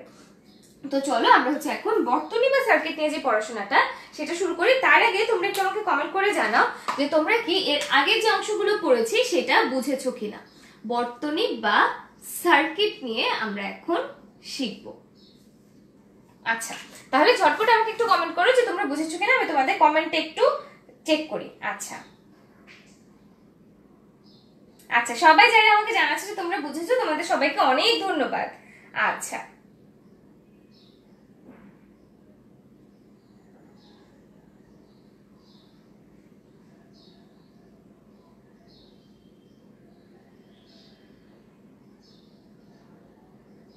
ওকে, ঠিক আছে, যারা বুঝতে পেরেছো তাদের সবাইকে অনেক ধন্যবাদ। এখন চলো আমরা কিন্তু বারবার বলছি আমরা বর্তনী নিয়ে ম্যাথ আজকে করবো না, কিন্তু আমরা ধারণাটা শিখবো।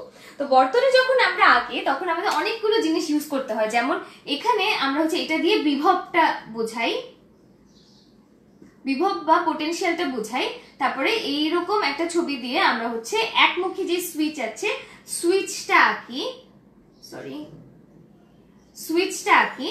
তো তারপর আমরা যদি ভূমির সাথে সংলগ্ন বুঝাই তখন আমরা এই সাইনটা দিয়ে ভূমি সংলগ্ন কোনো বর্তনী এটা আমরা বুঝিয়ে থাকি। তারপর আমরা আর কি ইউজ করি, তারপর আমরা ইউজ করি রোধ বোঝানোর জন্য আমরা এরকম একটা সাইন ইউজ করি, এটা রোধ বোঝার জন্য। এই সোজা লাইনটা যখন থাকে তখন আমরা বুঝি যে এটা দিয়ে আমাদের বিদ্যুৎ প্রবাহ হচ্ছে, এটা দিয়ে আমরা তার বুঝিয়ে থাকি নর্মালি, বা আমাদের যে পদার্থের যে বিদ্যুৎ প্রবাহের যে রাস্তাটা আছে সেটা আমরা এখান দিয়ে দেখিয়ে থাকি। তো এগুলো ইউজ করি কিন্তু মোটামুটি আমাদের যে এইগুলো বোঝানো হয় এইরকম সাইন দিয়ে, বা এরকম বাল্ব এঁকেও কিন্তু আমরা অনেক সময় আমাদের যে জিনিসটা বা বাল্বটা যে আমরা কানেক্ট করছি সেটাও আমরা বুঝিয়ে থাকি। তো এগুলো আমাদের বর্তনের জন্য যেসব সাইন বা সিম্বল আমরা ইউজ করি সাধারণত সেগুলো, এবং আমাদের আরো অনেকগুলো আছে, এগুলো তোমরা কিন্তু বই থেকেও দেখে নিও, ভেবে নিও না যে জাস্ট এই পাঁচটাই সাইন, সবগুলো তো আমি মুখস্থ করে আসিনি। আচ্ছা, তো এখন আমরা জানবো যে যখন আমরা বর্তনী ইউজ করি তখন সেখানে কি কি রুল থাকে। তো প্রথমে যেটা আছে সেটা আচ্ছা আমি একটু কমেন্টগুলো চেক করি।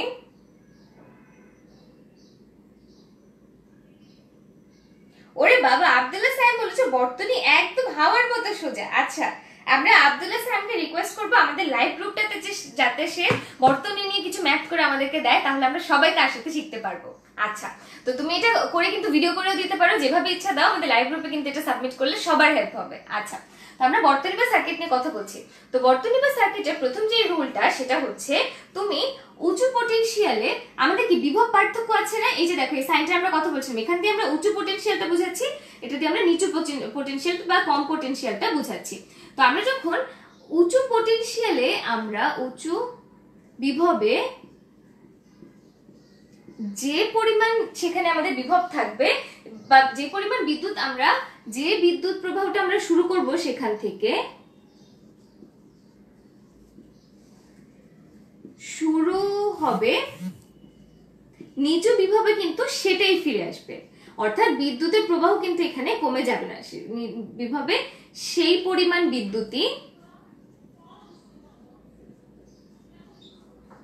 পরিমাণ বিদ্যুৎ ফিরে আসবে। তারপর যেটা সেকেন্ড রুল সেটা সার্কিটের ভিতরে আমাদের বিদ্যুৎ যে পরিমাণ বিদ্যুৎ আছে সেটা কিন্তু কোনো খরচ বা সেটা কিন্তু কোনো ধ্বংস হবে না, অর্থাৎ সার্কিটের ভিতরে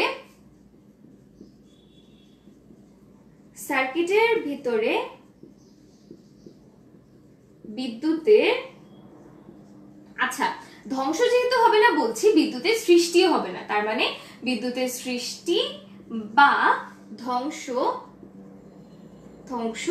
নেই, অর্থাৎ সার্কিটের ভিতরে বিদ্যুতের সৃষ্টিও হবে না, ধ্বংস হবে না। উচ্চ বিভব থেকে যে বিদ্যুৎ প্রবাহটা শুরু হচ্ছে ঠিক একই পরিমাণ বিদ্যুৎ নিচু প্রবাহে, সেই প্রবাহে নিচু পোটেনশিয়ালে সেই পরিমাণ বিদ্যুৎই কিন্তু ফেরত চলে আসবে। আর তারপর যেটা আছে সেটা হচ্ছে সার্কিটের ভেতরে সার্কিটের ভেতরের যে অংশটা আছে সেটা যে কোনো দুইটা পয়েন্টে আমরা যে ওহমের সূত্রটা আছে সেটা কিন্তু সমান হবে। অর্থাৎ যে কোনো দুইটা পয়েন্টে আমরা যদি বিদ্যুৎ প্রবাহ বের করতে যাই সেটা হবে V ডিভাইডেড বাই R।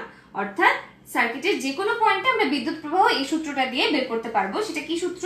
বিদ্যুৎ প্রবাহ I is equal to V divided by R। অর্থাৎ বিভবকে তুমি রোধ দিয়ে ভাগ করলে যে কোনো দুইটা পয়েন্টের মধ্যে I বা বিদ্যুৎ প্রবাহটা পেতে পারো। তাহলে আমরা কি বলেছি যে সার্কিটের মধ্যে আমরা বিভব পার্থক্যকে R দিয়ে ডিভাইড করলে বিদ্যুতের যে প্রবাহটা আছে সেটাই কিন্তু আমরা পেয়ে যাব। এবং এই বর্তনীতে আমাদেরকে অনেক সময় রোধ তো দিয়েই দেয়, আমাদেরকে অনেক সময় একাধিক রোধ দিয়ে দেয়। তো এই একাধিক রোধ নিয়ে আলাদা আলাদা করে আমাদের যে ক্যালকুলেশনটা আছে সেটাতে অনেক প্রবলেম হয়। তো সেটার জন্য আমরা কি করি, আমরা যেটা বের করি সেটা হচ্ছে তুল্য রোধ বের করে নিই। তো তুল্য রোধ বের করে নিলে আমাদের ক্যালকুলেশনটা করাটা কিন্তু অনেকটাই সহজ হয়ে যায়। এবং তুল্য রোধ, আচ্ছা আমরা রোধ নিয়ে আলোচনা করছি, বর্তনী সার্কিট নিয়ে আমরা একদম বেসিক আলোচনাটা করেছি যেটা বলছিলাম। এখন আমরা একটু তুল্য রোধ কিভাবে বের করে এটা শিখবো। আচ্ছা, তো তুল্য রোধটা দুই ধরনের বর্তনীর জন্য হতে পারে। একটা হচ্ছে শ্রেণী রোধের জন্য তুল্য রোধ, আর একটা হচ্ছে সমান্তরাল রোধের জন্য তুল্য রোধ।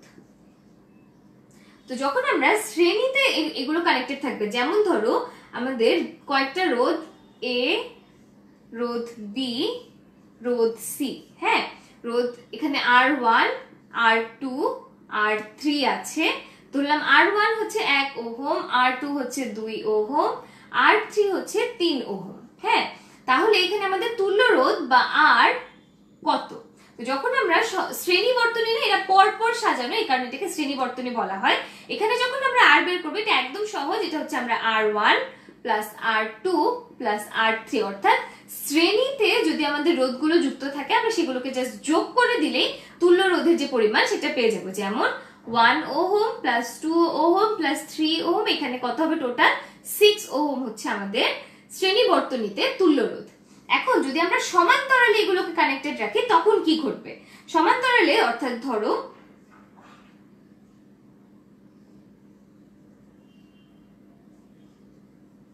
ধরলাম আমাদের তিনটা রোধ এভাবে যুক্ত আছে, অর্থাৎ সমান্তরালে যুক্ত আছে। এখানে R1, R2, R3 আমরা ধরি।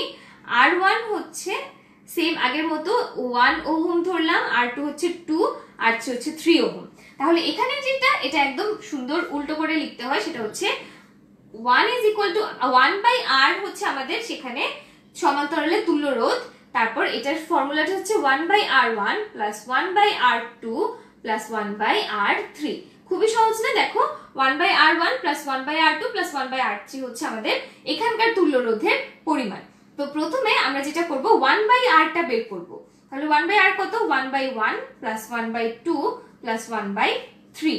আচ্ছা, তো এটা হলে ক্যালকুলেটরে তোমরা একদম ঝটপট আমাকে বলো যে 1 by R এর মানটা কত?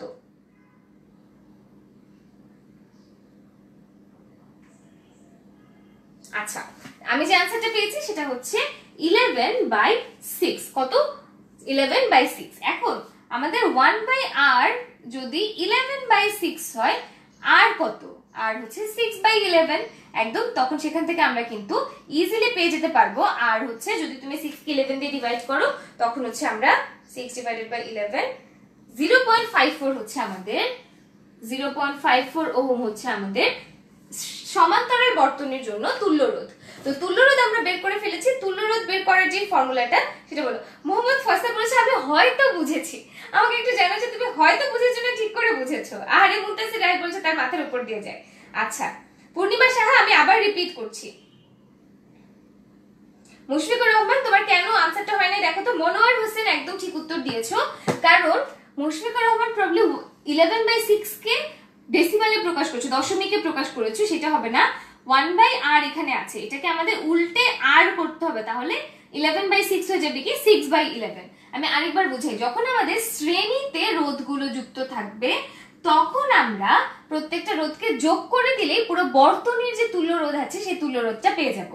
আর যখন আমাদের রোধগুলো সমান্তরালে যুক্ত থাকবে তখন আমাদেরকে এইরকম একটা ফর্মুলা ইউজ করতে হবে, যেটা দিয়ে আমরা কিন্তু এই যে তুল্য রোধটা আছে সেটা বের করতে পারবো। সেটা কি 1/r is equal to 1/r1 plus 1/r2 plus 1/r3। তাহলে আমি আশা করি যে এখন তোমরা এই অংশটা বুঝতে পেরেছো। বুঝে থাকলে আমাকে একটা কোয়েশ্চেন আনসার দাও, এন্ড তারপরে আমরা একটা প্রশ্নের উত্তর দিতে চলে যাব। ঠিক আছে, একদম ঝটপট আমাকে জানাও যে বুঝেছো কিনা।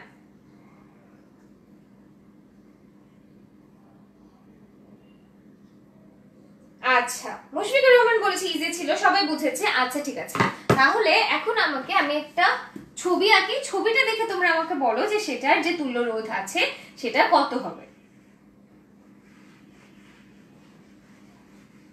আচ্ছা, তাহলে আমরা এখানে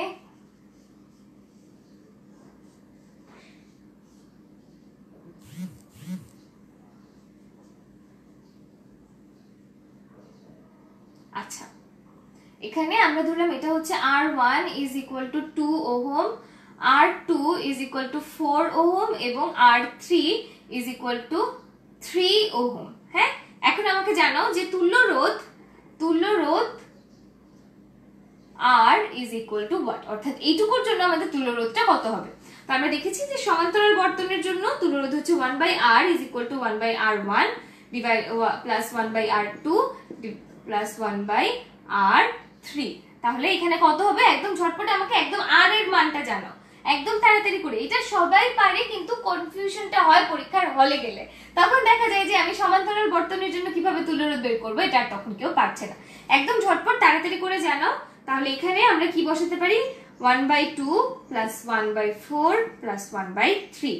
তাহলে 1/r হচ্ছে আমাদের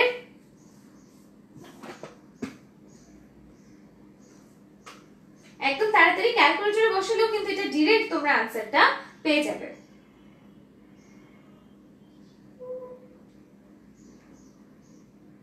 আচ্ছা, আমি কিন্তু আনসার পেয়ে গেছি। এখানে এটা এসেছে 13/12। 13/12 হচ্ছে আমাদের 1/r। সেখান থেকে আমরা r কি পাই, 12/13। কত বলো তো, 12/13। তাহলে এখান থেকে মানটা কত আসে, আমার যে মানটা এসেছে সেটা হচ্ছে 0.92 ওহম। তো আমার যে মানটা এসেছে, এখন আমাকে তাড়াতাড়ি উত্তরটা জানাও যে তোমাদের উত্তরটা মিলেছে কিনা। এই তো আমি হচ্ছে উত্তর পাওয়া শুরু করেছি।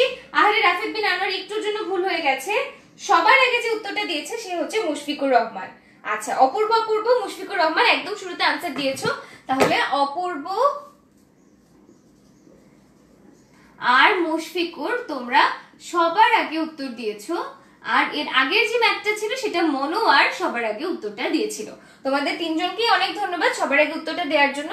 তো আমরা কি করেছি, বর্তনী যে তুল্য রোধ আছে সেটা কিন্তু আমরা বের করে ফেলেছি। তো এখন আর এই অংশটা থেকে আমরা কি শিখেছি বলতো, যে শ্রেণী বর্তনী আর সমান্তরাল বর্তনীর জন্য আমরা কিভাবে তুল্য রোধটা বের করতে পারি। আচ্ছা, এখন আমরা যেটা নিয়ে কথা বলবো সেটা হচ্ছে তড়িৎ ক্ষমতা। তড়িৎ ক্ষমতা বা ইলেকট্রিক পাওয়ার নিয়ে আমরা এখন কথা বলবো। তো তড়িৎ ক্ষমতাটা কি, যখন আমরা বি বিভব প্রয়োগ করে কিউ চার্জকে প্রবাহিত করি তখন যে কাজটা আমরা করি সেটা কত, ডাব্লিউ, তাই না? তো সেই ডাব্লিউটা কত, আমরা হচ্ছে ভি বিভবে কিউ চার্জকে সরানোর জন্য আমরা কাজ করি, তাই না? সরালে যে কাজ W is equal to V Q. এখন তুমি দেখো এই কাজটা করার যে ক্ষমতা, অর্থাৎ এটা আমরা একক সময় কতটুকু এই কাজটা করতে পারি সেটাই হচ্ছে ইলেকট্রিক পাওয়ার বা তড়িৎ ক্ষমতা। তাহলে কি, তাহলে ক্ষমতা বা পি হচ্ছে ডাব্লিউ বাই টি। তার মানে কি, এই যে কাজটা আমরা করছি ভি বিভবে কিউ চার্জকে সরানোর যে আমরা কাজটা করছি সেটা একক সময়ে যে পরিমাণ কাজ আমরা করতে পারি এটাই হচ্ছে ইলেকট্রিক ক্ষমতা বা তড়িৎ ক্ষমতা। এবং সেটা আমরা কি লিখছি, P is equal to W by T। এখন দেখো W is equal to যদি VQ হয়, W এর জায়গায় আমরা VQ লিখতে পারি VQ divided by T। তাহলে P is equal to VQ divided by T। আবার দেখো আমরা কি জানি যে V is equal to Q by T এখানে বলা যায়, এবং আমরা শুরুতেই লিখেছিলাম Q by T হচ্ছে আবার একক সময়ে যে চার্জ প্রবাহিত হয় সেটা, এবং সেটা কি বিদ্যুৎ প্রবাহ। তার মানে এখানে ভি আই বসানো যায়, কিউ বাই টি এর জায়গায় আমরা আই বসাতে পারি। তাহলে দেখো তো পি ইজ ইকুয়াল টু, আমরা কি কি পেলাম, P is equal to V Q by T, P is equal to W by T, P is equal to V I. এবং এটাকে আরো অনেক ভাবে চেঞ্জ করা যায়। কিভাবে দেখো, আমরা জানি V is equal to I R, তাই না? তো আমরা এখানে পি এর জায়গায়, P is equal to V এর জায়গায় যদি I R into R I লিখি তাহলে কি পাবো, P is equal to I square R, তাই না? আবার দেখো, তো আমরা কি বলেছি, P is equal to V, আবার দেখো এখানে যদি আমরা এই সূত্রটা থেকে এভাবে লিখি আই ইজ ইকুয়াল টু, এখানে কি হবে, আই যদি রাখতে চাই ভি বাই আর হবে না? তার মানে এটাকে আমরা এভাবেও লিখতে পারি, sorry, P is equal to V into V by R, তাহলে এটাকে আমরা V square divided by R ও লিখতে পারি। তাহলে P is equal to V square divided by R. এখন তোমার মনে প্রশ্ন হতেই পারে যে আমরা এত কষ্ট করে এগুলাকে কেন করছি, একটা পি এর জন্য আমরা কেন এতগুলি সূত্র বের করলাম, একটা সূত্র, দুটা সূত্র, সরি দুটা সূত্র, তারপর এখানে কি আছে 3 নম্বর সূত্র এবং 4 নম্বর সূত্র।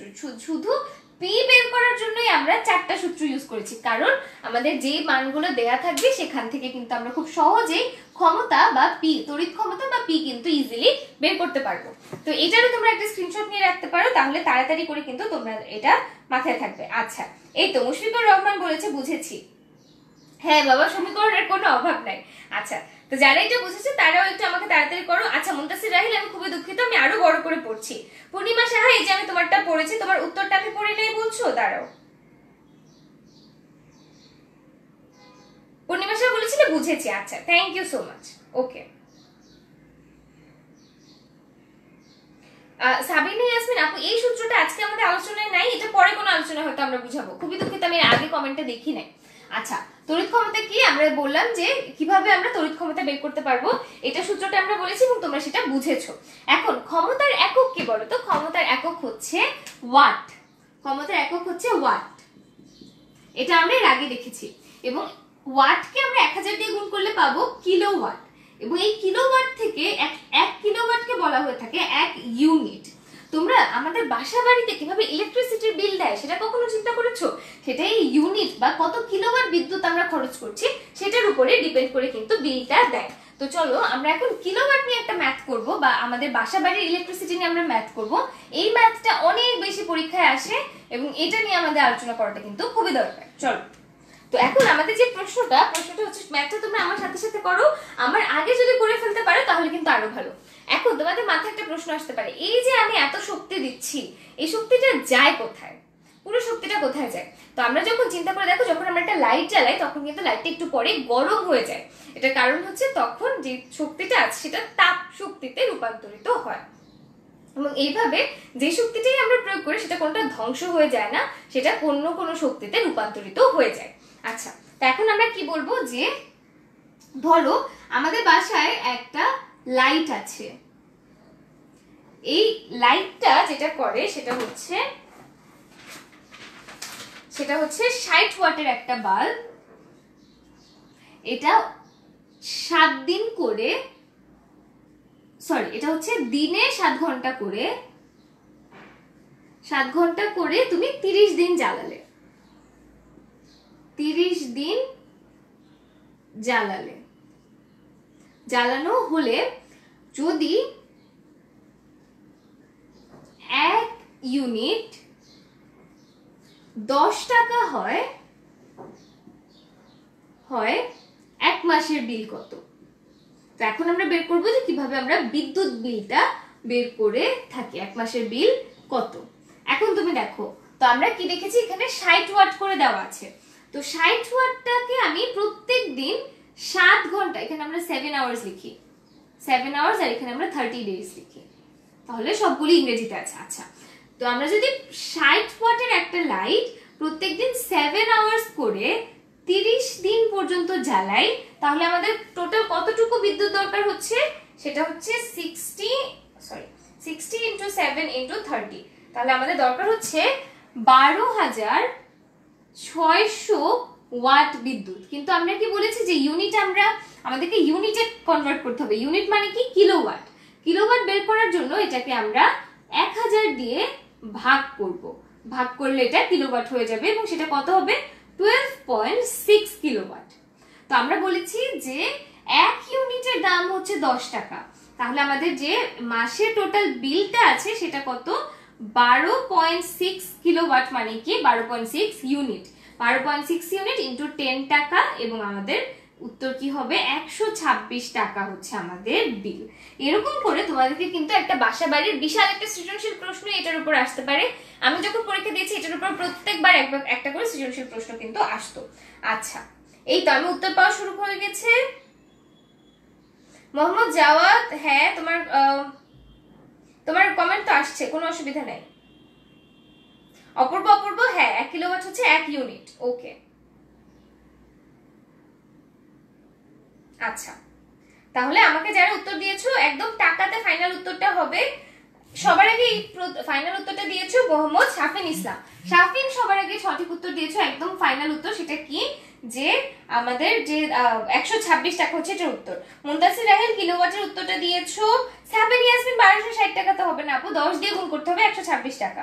আচ্ছা, নুসরাত জাহান 126 টাকা লিখেছো। ফায়াজ 126, রাফিদুল 126, মনোয়ার 12.6 কিলোওয়াট এটা বলেছো। আচ্ছা, তাসফিয়া মেহজাবিন সবাই আমাকে জানিয়েছো উত্তরটা ঠিক আছে। রাফিদ বিন আনোয়ার এর মধ্যে কি ইউএসডি তে উত্তর দিয়েছে।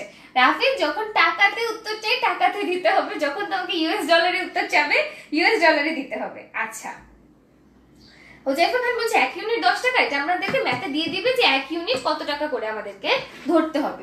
আচ্ছা, তো আমরা কিন্তু এইটুকু অংশও করে ফেললাম। এখন আমরা আমাদের একদম লাস্ট যে টপিকে চলে এসেছি, একদম লাস্টে আমরা 2-3টা থিওরি নিয়ে আলোচনা করে আমাদের ক্লাসটা শেষ করে দিব। তো আমরা বিদ্যুৎ তড়িৎ ক্ষমতা নিয়ে কথা বলছি, এখন বলবো বিদ্যুতের পরিবহন নিয়ে আলোচনা। তো যখন আমরা বিদ্যুতের পরিবহন করি তখন একটা সিস্টেম লস বলতে ব্যাপার আছে। তো যখন আমরা বর্তনী ধরি, বর্তনীতে আমরা একটা আলাদা রোধ ইউজ করি ঠিকই, কিন্তু বর্তনীতে তুমি যে তারটা ব্যবহার করছো সেই তারেরও কিন্তু নিজের একটা রোধ থাকে। তো যখন আমরা ছোট্ট একটা বর্তনী নিয়ে আলোচনা করছি, যে রোধটা তুমি ইউজ করছো সেটার তুলনায় যে তারের রোধ এটা এতই কম থাকে যে সেটাকে আমরা হিসাব করি না। কিন্তু তুমি চিন্তা করো, যখন তুমি একটা এলাকা থেকে আরেকটা এলাকাতে বিদ্যুৎ পাঠাচ্ছ বিশাল লম্বা তার দিয়ে, এবং তখন কিন্তু বিদ্যুতের রোধের কারণে, যে তারের রোধটা আছে এই কারণে যে পরিমাণ বিদ্যুৎ দেওয়া হয় তার চেয়ে একটু বেশি, তার চেয়ে বিদ্যুৎ কম প্রবাহিত হয়। কেন? কারণ হচ্ছে রোধের কারণে বিদ্যুতের প্রবাহটা বাধা পায়। তো এই যে আমাদের যতটুকু বিদ্যুৎ আমি আমাদের সেন্ট্রাল লাইন থেকে দিচ্ছি আর আমাদের যে লোকাল গ্রিড গুলো আছে সেখানে যে কম বিদ্যুৎ যাচ্ছে, এটার কারণে এটাকে বলা হয়ে থাকে সিস্টেম লস। অর্থাৎ এই তারের রোধের কারণে আমরা যেটুকু বিদ্যুৎ প্রবাহটা কম পাই সেটা হচ্ছে সিস্টেম লস। আচ্ছা, তারপরে যেটা করা হয় এই সিস্টেম লসটা রোধ করার জন্য, সেটা হচ্ছে তোমরা ট্রান্সফরমারের কথা জানো, step up transformer, step down transformer, খুবই ইজি। এই ট্রান্সফরমার দিয়ে প্রথমে বিদ্যুৎটাকে খুবই হাই ভোল্টেজের বিদ্যুৎ, বিভব পার্থক্য অনেক বাড়িয়ে হাই ভোল্টেজে বিদ্যুৎ করে এটাকে পাঠানো হয়। পাঠানোর পর আমাদের বাসা বাড়িতে যখন সেটা আসে সেটা একটা স্টেপ ডাউন ট্রান্সফরমার নেয়। স্টেপ ডাউন ট্রান্সফরমার নিয়ে আবার বিভব পার্থক্যটা কমিয়ে আমাদের বাসা বাড়িতে আমরা যতটুকু ইউজ করতে পারবো ততটুকু বানিয়ে আমাদেরকে দিয়ে দেয়। তাহলে এটা আমরা জানলাম। আরেকটা তো আমাদের অনেক ইন্টারেস্টিং প্রশ্ন, সেটা হচ্ছে লোডশেডিং কেন হয়? লোডশেডিং হয় কেন? এখন দেখো, যতটুকু বিদ্যুৎ উৎপন্ন হচ্ছে উৎপাদনের চেয়ে যখন আমাদের চাহিদাটা বেশি থাকবে, অর্থাৎ বিদ্যুতের যে ডিমান্ডটা আছে একটা এলাকাতে, সেই ডিমান্ডটা যদি সেখানকার যে প্রোডাকশনটা বা সেখানকার যে অ্যাভেলেবল বিদ্যুৎটা আছে বা সরবরাহটা আছে সেখান থেকে বেশি হয়ে যায়, তখন কিন্তু সবাইকে যতটুকু বিদ্যুৎ তারা চায় সেটা তারা দিতে পারবে না। এ কারণে যেটা করা হয় যে প্রত্যেকটা এলাকা যাতে ঠিক পরিমাণে বিদ্যুৎ পায়, এ কারণে একটা এলাকার বিদ্যুৎ সরবরাহ একটা নির্দিষ্ট সময়ের জন্য বন্ধ রেখে আরেকটা এলাকাতে বিদ্যুৎ সরবরাহ করা হয়। এবং যখন এমন হয় যে যদি হঠাৎ করে এমন হলো যে বিদ্যুতের সরবরাহ কমে গেছে, তখন অল্প একটা টাইমের জন্য লোডশেডিং হয়। কিন্তু যদি ঘটনাটা এমন হয় যে অনেকক্ষণ ধরে তোমার বিদ্যুতের সরবরাহ অনেক কম এন্ড তুমি সবগুলি এলাকাকে সমানভাবে পুরো টাইম বিদ্যুৎ দিতে পারছো না, তখন যেটা করা হয় সেটা হচ্ছে যে চক্রাকারে একটা এলাকাতে 1 ঘন্টা বন্ধ রেখে আরেকটা এলাকাতে দেওয়া হয়, এবং সেই এলাকাতে 1 ঘন্টা বন্ধ রেখে পরের এলাকাতে দেওয়া হয়। এইরকম করে হচ্ছে তোমার বিদ্যুতের সরবরাহটা বন্ধ রাখা হয়, এবং এই ঘটনাটাকেই বলা হয়ে থাকে লোডশেডিং। তো আমি আশা করি লোডশেডিংটা কেন হয় সেটা তোমরা এখন বুঝেছো। এখন খুব বেশি লোডশেডিং আসলে হয় না। আমরা যখন স্কুলে পড়তাম তখন প্রত্যেক দিন 1 ঘন্টা বিদ্যুৎ থাকতো, 1 ঘন্টা থাকতো না, কি একটা ভয়ঙ্কর অবস্থা ছিল। আচ্ছা, এখন আমরা দেখবো যে আমরা যেহেতু বিদ্যুৎ নিয়ে কথা বলছি, বিদ্যুৎ কিন্তু আমাদের নিজেদের জন্য অনেক বেশি রিস্কি। কারণ মানুষের দেহ কিন্তু বিদ্যুতের পরিবাহী। আর যখন মানুষের দেহটা ভেজা যদি থাকে, অর্থাৎ যদি আর্দ্র থাকে, তাহলে কিন্তু বিদ্যুতের প্রবাহ আরো বেশি হয়ে যায় এবং মানুষের অনেক কম বিদ্যুৎ প্রবাহে একটা 10 মিলি অ্যাম্পিয়ার প্রবাবলি অনেক কম বিদ্যুৎ প্রবাহী হচ্ছে মানুষ মারা যেতে পারে, হার্ট অ্যারেস্ট হতে পারে। তো এই কারণে আমাদের সবাইকে যখন আমরা বিদ্যুৎ ব্যবহার করবো আমাদেরকে সাবধানে ব্যবহার করতে হবে। এর জন্য প্রথমে যেটা করা হয় সেটা হচ্ছে যে তারগুলো আমরা ব্যবহার করি, তোমরা দেখবে যে আমরা যে তামার তার ব্যবহার করছি সেই তামার তারে কিন্তু একটা প্লাস্টিকের আবরণ দেয়া থাকে। প্লাস্টিক হচ্ছে আমরা শুরুতে দেখেছিলাম বিদ্যুৎ অপরিবাহী। তো এই যে অপরিবাহী আস্তরণটা দেওয়া আছে, এই অপরিবাহী আস্তরণ বা আবরণের কারণে কিন্তু বিদ্যুৎটা আমরা হাতে ধরলে আমাদের হাতে চলে আসে না। তো এবং কখনোই তোমরা খোলা তার হাতে ধরবে না, অর্থাৎ শুধু যে তামার তারটা আছে সেটা কখনো হাতে ধরবে না, সেটা অনেক রিস্কি। তারপর সেটা হচ্ছে যখন আমরা বর্তনী সংযোগ করব সেটা ভালো করে আমাদেরকে সংযোগ দিতে হবে, না হলে অনেক সময় ত্রুটিপূর্ণ সংযোগের কারণেও কিন্তু আমাদের যে বিদ্যুৎটা আছে সেই বিদ্যুৎ প্রবাহটা ত্রুটিপূর্ণ সংযোগের কারণে উল্টাপাল্টা হলে আমরা বৈদ্যুতিক শক খেতে পারি, কোনো দরকার নেই। তারপরে আছে আর্দ্রতা। যখন আর্দ্রতা বেড়ে যায় বা যখন কোনো জিনিস ভেজা হয়ে যায় তখন কিন্তু সেটার বিদ্যুৎ পরিবাহী ক্ষমতাটা বাড়ে এবং এ কারণে আমাদেরকে বলা হয় না যে যদি কেউ কখনো তড়িতাহত হয় তখন ভেজা বাঁশ বা কাঠ দিয়ে আমরা তাদেরকে ধরবো না, কারণ পানি আবার বিদ্যুৎ পরিবাহী।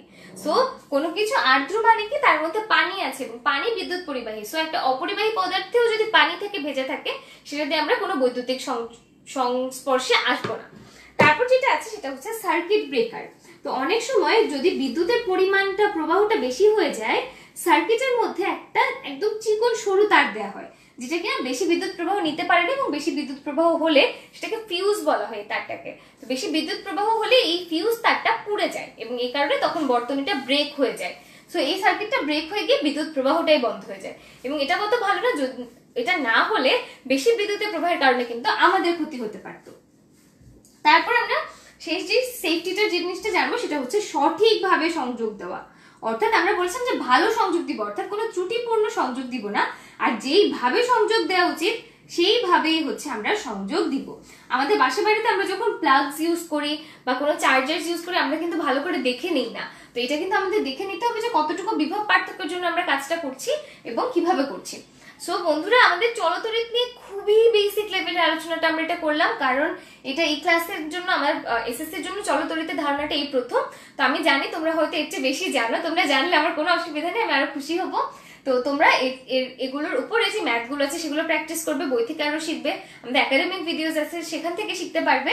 সো আমি আশা করি যে তোমাদের এই ক্লাসটা একটু হলেও হেল্প করেছে। তো আমাকে সবাই জানিও ক্লাসটা কেমন লেগেছে, ক্লাসটা বুঝেছো কিনা। এর পরের চ্যাপ্টার প্রবাবলি আমরা তড়িৎ প্রবাহের চৌম্বক ক্রিয়া নিয়ে আলোচনা করব এবং মোটামুটি এসএসসি ফিজিক্সের জন্য সেটাই হবে আমাদের শেষ আলোচনার টপিক। তো আশা করি তোমাদের ক্লাসটা ভালো লেগেছে, আমাকে কমেন্ট করে জানিও। আজকের মতো এখানেই শেষ, বাই বাই।